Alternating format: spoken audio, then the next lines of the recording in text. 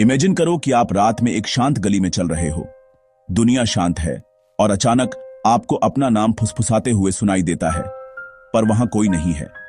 क्या यह सच था या बस आपके दिमाग का खेल था? यह अनसेटलिंग मोमेंट एक गहरा सवाल उठाता है। हम जो देखते हैं उसमें से कितना रियलिटी है और कितना हमारे दिमाग ने खुद ही बना लिया है। हम अपने दिमाग पर भरोसा करते हैं कि वो हमें गाइड करे, चेहरों को पहचाने, हमें सेफ रखे। लेकिन क्या हो अगर वो भरोसा कभी कभी गलत हो?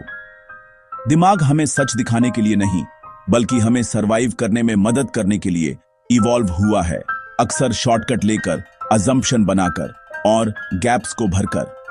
List, media group, quick cuts of brain pathways lighting up, closeup of neurons firing, person making snap decisions, quick gestures, आर स्टॉक और डिस्ट्रीब्यूट इक्वली, शॉर्टकट लेकर, अजम्पशन बनाकर, गैप्स को भरकर। ये सर्वाइवल मैकेनिज्म हमें धोखा दे सकते हैं, हमारे सबसे भरोसेमंद साथी को एक मास्टर इल्यूजनिस्ट में बदल सकते हैं। विजन को ही ले लो। आपको लगता है कि आप दुनिया को वैसे ही देखते हो जैसी वो है, लेकिन आपका दिमाग पिक्चर को एडिट करता है, इंफॉर्मेशन को फिल्टर करता है, ब्लाइंड स्पॉट्स को भरता है और यहां तक कि मूवमेंट को भी प्रेडिक्ट करता है। List, media group, hands cropping and editing a photo on computer, brain scan with shifting highlighted areas as stalker distribute ji equally, picture को एडिट करता है, इंफॉर्मेशन को फिल्टर करता है, ब्लाइंड स्पॉट्स को भरता है, मूवमेंट को भी प्रिडिक्ट करता है। आप एक पैसिव ऑब्जर्वर नहीं हो, आप रियलिटी बनाने में एक एक्टिव पार्टिसिपेंट हो। आर्किटेक्ट, एक दिमाग जिसका अपना एजेंडा, रूल्स और सीक्रेट्स हैं।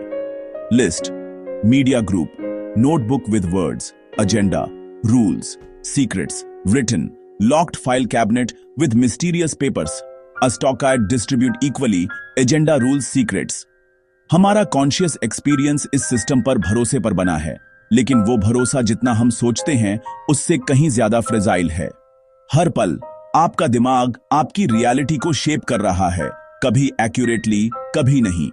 अनसेटलिंग ट्रुथ, आप एक ऐसी दुनिया में रहते हो जिसे आपके दिमाग ने बनाया है, न कि रियलिटी की सीधी खिड़की में। तो क्या आप सच में अपने दिमाग पर भरोसा कर सकते हो, या आपकी रियलिटी सिर्फ एक कन्विंसिंग इल्यूजन है? दिमाग सिर्फ रियलिटी को एडिट नहीं करता, वो उसे इन्वेंट भी कर सकता है। हेलुसिनेशंस पूरी तरह से प्रोडक्शन होते हैं, नजारे, आवाजें, यहां तक कि फीलिंग्स भी, जो कहीं से भी पैदा हो जाती हैं। जिन्हें ये एक्सपीरियंस होता है उनके लिए ये काल्पनिक दुनियाएं पूरी तरह से रियल लगती है। यहां तक कि हेल्दी लोगों को भी छोटे मोटे हेलुसिनेशंस होते हैं, जैसे कि आपके फोन के वाइब्रेट होने का एहसास होना जबकि वो नहीं हुआ है, या ऐसी शैडो देखना जो वहां है ही नहीं। ये ग्लिचेस दिखाते हैं कि रियलिटी और इमेजिनेशन के बीच की लाइन कितनी पतली है।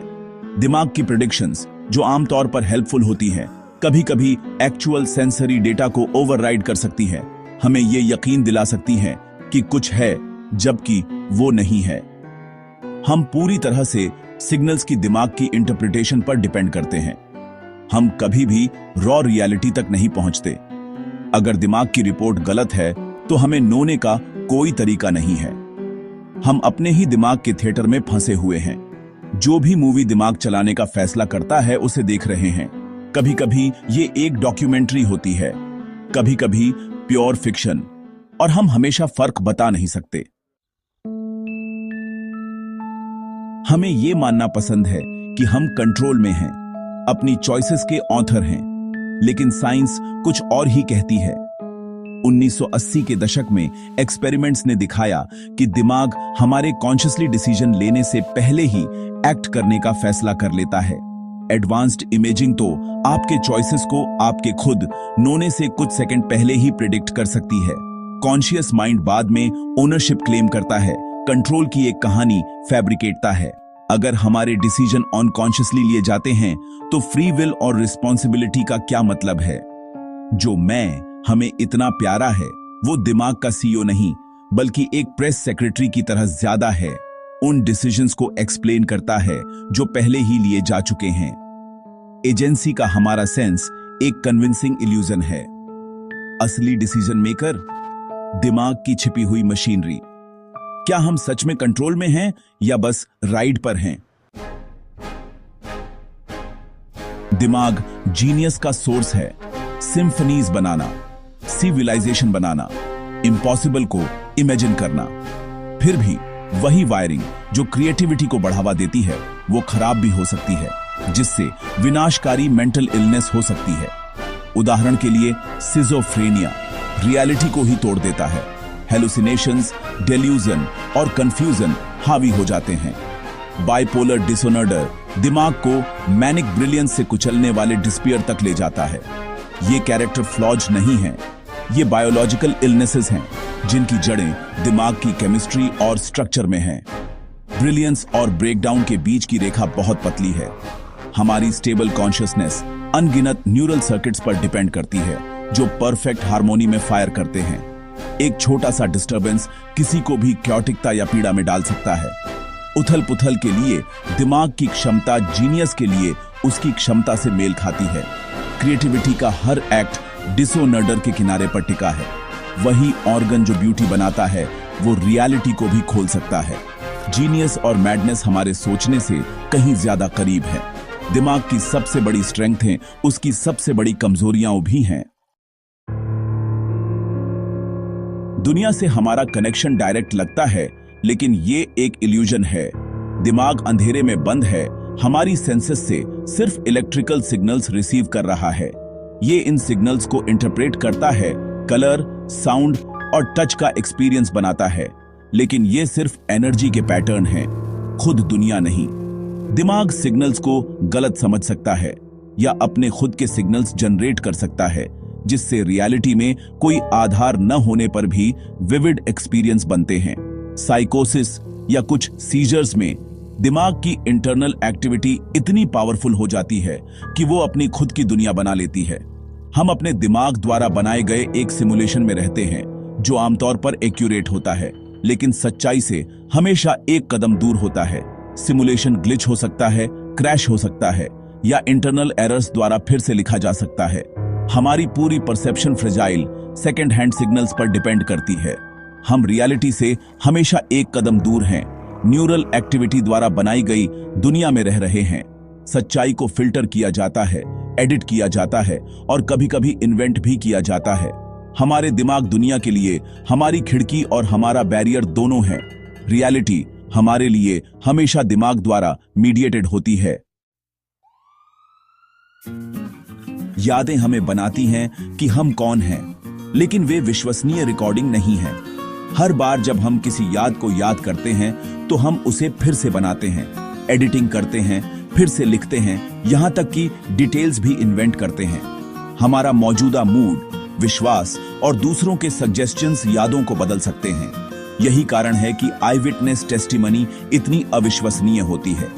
विविड यादें पूरी तरह से लाइसी हो सकती हैं। दिमाग एक सुसंगत कहानी बनाने के लिए गैप्स को भरता है, फिक्शन को फैक्ट के रूप में प्रस्तुत करता है। चरम मामलों में जैसे ट्रॉमा, दिमाग पूरी यादें गढ़ सकता है। कन्फेबुलेशन ये झूठ नहीं है, ये कोपिंग मैकेनिज्म है। हमें दर्द से बचाने के लिए कहानियां हैं। हमारे दिमाग स्टोरीकार हैं, इतिहासकार नहीं। जो अतीत हमें याद है वो एक नैरेटिव है, रिकॉर्ड नहीं। यादें लचीली, रचनात्मक और कभी-कभी धोखेबाज होती हैं। हम अपनी यादों पर भरोसा करते हैं, लेकिन वे हमारी धारणाओं जितनी ही फैब्रिकेटी हुई होती हैं। कभी-कभी दिमाग अपनी ही प्रॉब्लम्स को डिनाई करता है। स्ट्रोक के बाद एक व्यक्ति को पैरालिसिस हो सकता है, लेकिन वो जिद करता है कि वो हिल सकता है। इस इफेक्ट को एनोसॉग्नोसिया कहते हैं।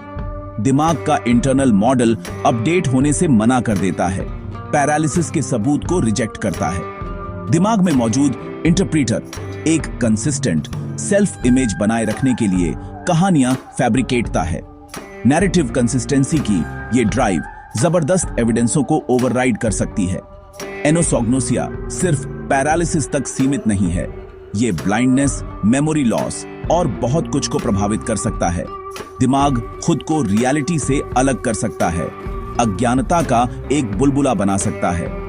हमारी अपनी स्थिति के बारे में हमारी जागरूकता एक कंस्ट्रक्ट है। अगर सिस्टम टूटता है तो हमारा आत्मज्ञान भी टूट जाता है। दिमाग की कोहेरेंटता की जरूरत हमें अपनी सबसे गहरी कमजोरियों के प्रति अंधा बना सकती है। हम अपनी सीमाओं से अनजान रह सकते हैं। दिमाग की सबसे बड़ी चाल अपनी खुद की विफलताओं को छिपाना हो सकती है। रियलिटी को मोड़ने की दिमाग की शक्ति क्रिएटिविटी और डेल्यूजन दोनों को बढ़ावा देती है। आर्टिस्ट और साइंटिस्ट स्थापित पैटर्न से मुक्त होकर नई दुनियाओं की कल्पना करते हैं, लेकिन वही मेंटल फ्लेक्सिबिलिटी पैरानॉइड डेल्यूजन भी बना सकती है। असंबंधित घटनाओं को षड्यंत्रों में जोड़ना। क्रिएटिविटी और मैडनेस में न्यूरल रूट्स कॉमन होते हैं। जो आग प्रेरणा देती है वो भस्म भी कर सकती है। कई ब्रिलियंट माइंड्स ने मेंटल इलनेस से संघर्ष किया है। ये कोई इत्तेफाक नहीं है।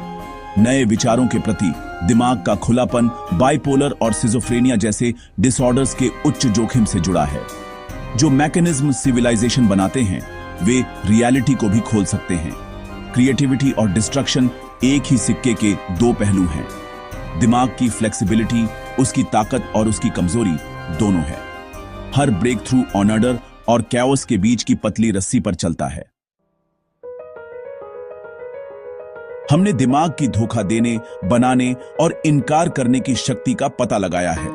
दिमाग एक साधारण नौकर नहीं है, बल्कि एक जटिल, अप्रत्याशित इकाई है जो एग्जिस्टेंस के लिए विकसित हुई है, सच्चाई के लिए नहीं।